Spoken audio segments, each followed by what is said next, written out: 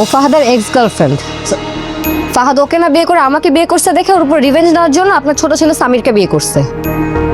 ফাহাদকেও সুখী থাকতে দিবে না, বুঝছেন? তুমি না ইম্পসিবল।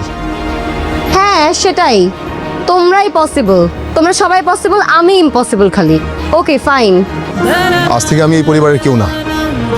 আমার আব্বা আম্মা ভাই সবাইকে আমি ভুলে যাব।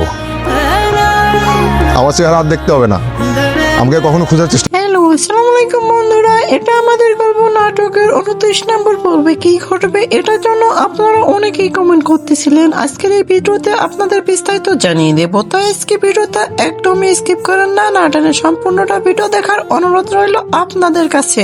আর আপনারা যারা এটা আমাদের গল্প নাটকের 29 নম্বর পর্ব সবার আগে দেখতে চাচ্ছেন, অর্থাৎ 2-3 দিনের ভিতরে দেখতে চাচ্ছেন, সর্বপ্রথম আপনাদের যেটি করতে হবে আমাদের ইউটিউব চ্যানেলটিকে সাবস্ক্রাইব করে দিতে হবে।